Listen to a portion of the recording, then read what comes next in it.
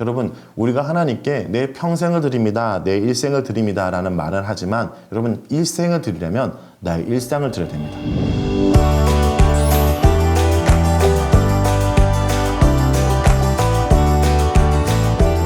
자, 이가를 진행하겠습니다. 이가는 만남을 준비하라입니다. 이가에서는요, 우리가 말씀을 묵상하기 위해서 무엇이 준비되고 어떻게 시작해야 되는지에 대한 내용들을 다루도록 하겠습니다. 이가를 여시면요, 준비물을 챙겨라는 파트가 있습니다. 여러분, 친구를 만나러 갈 때 필요한 준비들이 있겠죠? 자, 그렇다면요, 친구를 만나갈 때 준비물을 우리가 쭉 한번 써보도록 하겠습니다.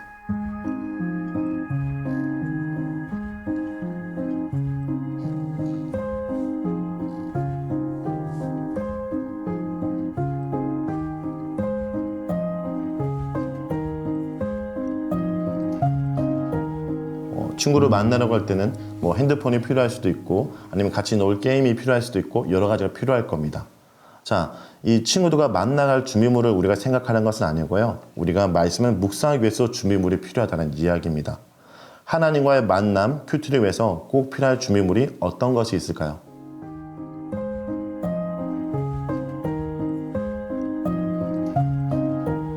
준비물의 목록을 보면요. 먼저 시간과 장소가 필요할 것이고 성경 또는 큐티 교재 그리고 그것을 적을 수 있는 필기도구가 필요할 겁니다. 먼저 시간과 장소에 대한 부분들을 얘기하겠습니다. 여러분, 시간이 주어지면 묵상하는 것이 아닙니다. 환경, 장소가 마련되면 묵상하게 되는 것이 아니라 내가 시간을 내고 장소를 마련해야 됩니다. 마가복음 1장 35절을 보면 새벽에 아직도 밝기 전에 예수께서 일어나 나가 한적한 곳으로 가서 거기서 기도하시더니 예수님께서도요, 시간과 공간을 마련하시고 하나님께 기도했습니다. 여러분, 예수님의 사역은요, 되게 바빴습니다. 그리고 예수님의 사역이 사람들이 반응이 있을 때마다 예수님께서는 그 반응 속에 빠져 있는 것이 아니라 하나님을 찾았습니다.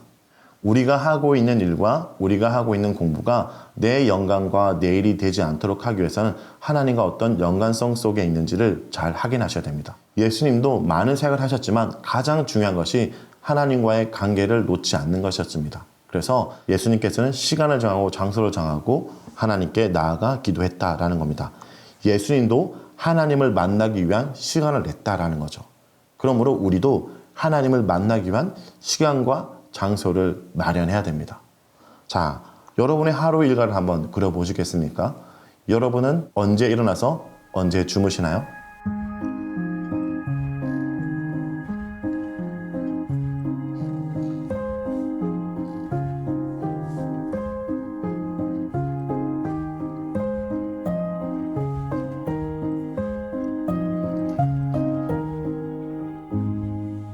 큐티한 시간을 정하셔야 됩니다. 여러분, 우리가 하나님께 내 평생을 드립니다, 내 일생을 드립니다 라는 말을 하지만 여러분, 일생을 드리려면 나의 일상을 드려야 됩니다. 하루에 10분, 20분도 좋습니다. 그 시간을 주님께 먼저 드리냐 드리지 않냐는 천지 차이가 납니다. 신앙생활은 내려놓음입니다. 우선순위의 문제입니다. 하나님께 남은 시간을 드린 것은 마치 먹다 남은 음식을 드린 것과 똑같습니다. 하나님께 먼저 드림으로 하나님께 내 하루를, 내 일주일을 다 드리는 것이 바로 신앙의 우선순위의 문제입니다. 이렇게 시간과 장소를 정했다면 그 다음은 하나님을 만나기 위한 준비를 하는 것입니다. 바로 기도로 시작하는 겁니다. 먼저 하나님 말씀을 듣고 순종하려는 마음을 구하세요. 첫 번째 우리가 기도에 들어갈 내용은 하나님 말씀을 듣고 순종하겠습니다 하는 내용입니다. 사무엘상 3장 10절에 여호와께서 임하여 서서 전과 같이 사무엘아 사무엘아 부르시는지라 사무엘이 이르되 말씀하옵소서 주여 종이 듣겠나이다.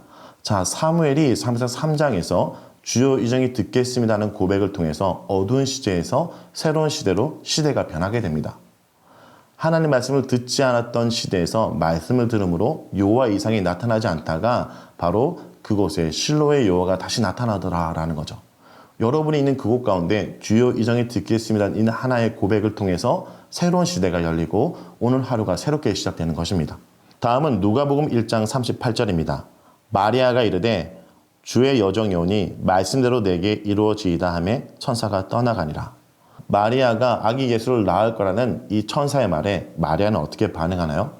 이렇게 얘기합니다. 이르되 주의 여정이 오니 말씀대로 내게 이루어지라. 그 말씀에 순종하고 반응함으로 아기 예수를 통해서 우리를 위한 하나님의 구원 계획이 펼쳐지는 것입니다.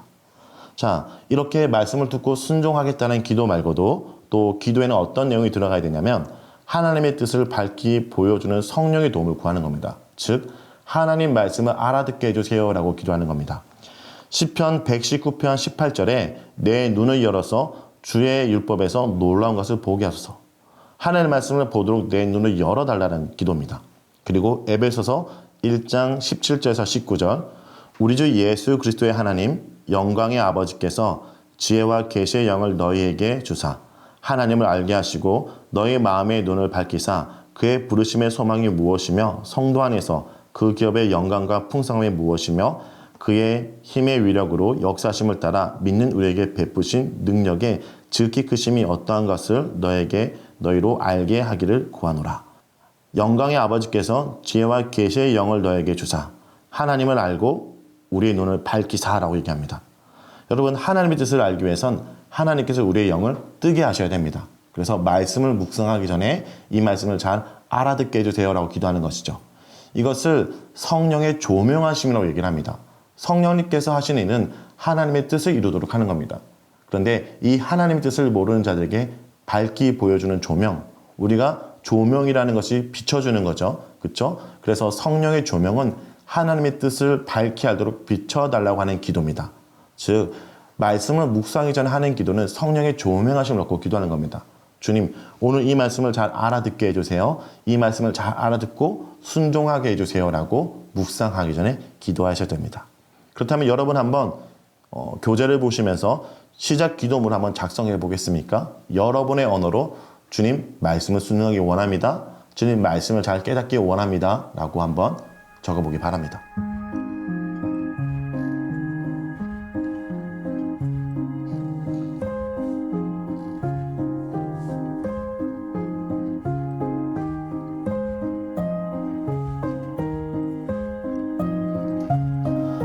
여러분 하나님의 살아계심을 경험하고 싶습니까? 그렇다면 하나님 말씀이 살아있음을 믿고 그 말씀을 펼치고 그 말씀을 읽으셔야 돼요. 말씀을 덮은 상태에서 하나님 살아계십니까? 라고 외치는 것은 하나님의 살아계시지 않는 현장 속에 외치는 것과 다름이 없습니다. 말씀을 펼쳐서 살아계신 하나님의 말씀을 믿고 그 살아계신 하나님의 말씀을 따라 나아가는 여러분이 되셔야 됩니다.